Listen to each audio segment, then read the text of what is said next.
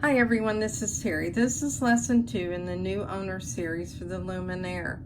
In lesson 1, I covered several things including winding your bobbin and threading your machine. So these things are getting back to the basics.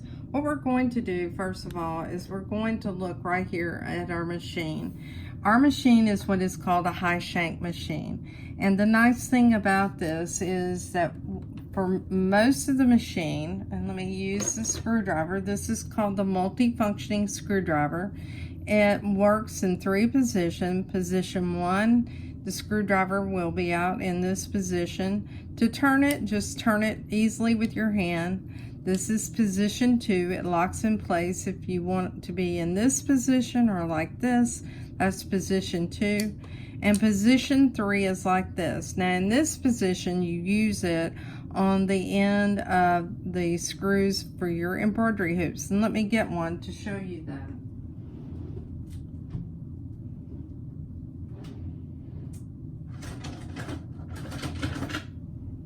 So here's a screw right here, and this just fits like that.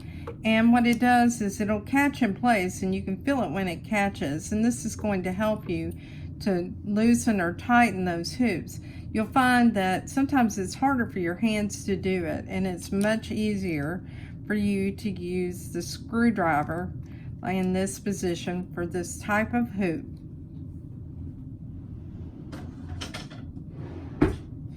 Okay, you'll notice that we have the ankle on the machine that is for our sewing foot. What I'm going to do is I'm going to raise the foot on the machine, but to do that, I need to engage my machine so that it's ready to work.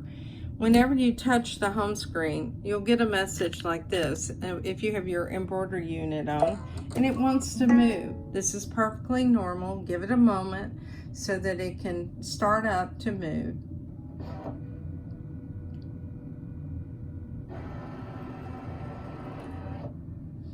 Okay, now that this is moved into position, it's in position basically for embroidery. But if I go over here and I select sewing, it's going to move again. Now a lot of people are confused, why is it moving so many times?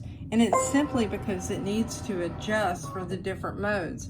When you have your embroidery arm and it's set up for sewing, you'll notice you have all this space up here to the left that you can use for sewing. Now it's easier for me to get in here with my screwdriver and go to the number 1 position and loosen this if I wanted to change feet. I don't want to change feet. I have the ankle on here for my sewing, but I do want you to see what this looks like so you're familiar with it. So our machines are what are called high shank machines. And with a high shank machine, this is the ankle that you use for sewing. I'm going to zoom you in so you can see it. The feet that we have on our machine just snap into place. You'll notice there's a little piece of metal right here where my fingernail is. And that piece of metal, whenever I press this button, moves back and forth. You'll see that what I can do is I can just take this and snap this into position. So it's that easy to put a foot on, and to remove it, just press this button and it drops off. Now if this was on the machine, and when you put feet on the machine, make sure that you not only hand tighten it, but you use that screwdriver. Because if you don't, what will happen is the foot can become loose and then you can damage your machine. You don't want that to happen. So now that that's in place, in order to get this foot on the machine, all I have to do is to just place it underneath, and I'm going to move this hand out of the way because I want to make sure that you can see it. Snap it in place. It's that easy. There are also feet that require an adapter, and that's called the S adapter. The S adapter comes with your machine, and it looks like this. You'll have to remove this ankle, take it off. This screws up onto the presser foot bar. So we'll just take that off so you can see how that works. And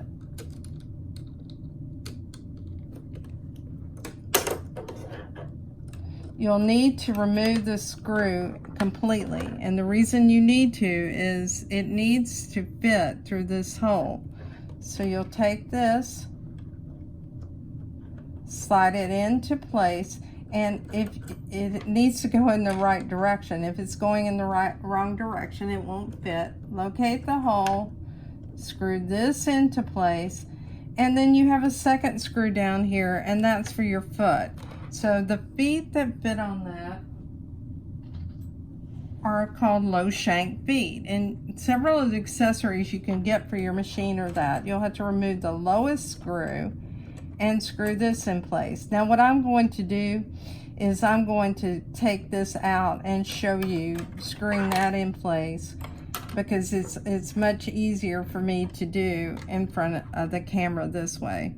So what we'll do is we'll just unscrew the screw.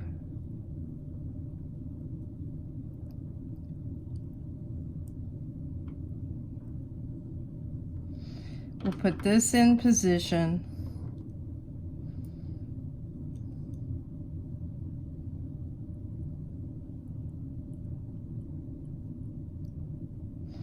And this will screw in just like this.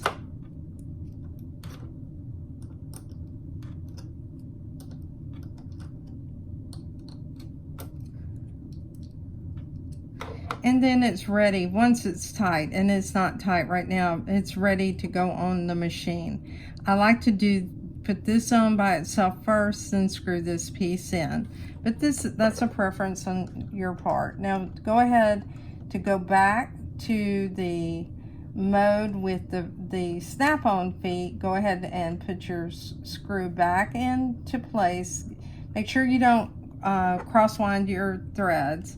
Then you can go ahead and put that foot back on the machine and use your screwdriver to put it in place and tighten it. And again, this is the S adapter, and this is a low shank foot where this S adapter is used. This is actually the Echo foot that comes with your machine.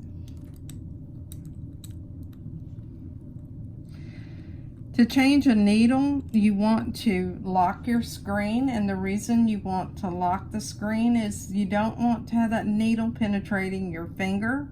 We have a member in my Facebook group that recently posted a picture of a trip to the emergency room. I think she was doing embroidering, but you may end up with a broken needle in your finger. So to be safe, what you want to do is to go up on the screen and select this option right here. You'll get a message that tells you that is it okay to automatically lower the presser foot. Choose OK, and your screen is locked. Now you can change your needle safely, and to do that, use your screwdriver. And you want to make sure when you remove a needle that the needle is in the highest position on your machine. Sometimes it's tough to get a really good hold of that needle if there's any oil or residue on it. And you may need to take a piece of cloth or something to hold it to give you a grip. Or there's a tool actually that comes in your case to help you hold the needle up into the highest position with this bar that's right here in the inside. When you tighten this screw, do not tighten it too tight, because you can strip this and then you'll be visiting your dealer. This is lesson 2 and the basics on your machine. I'll join you again for lesson 3. Thanks and have a great day.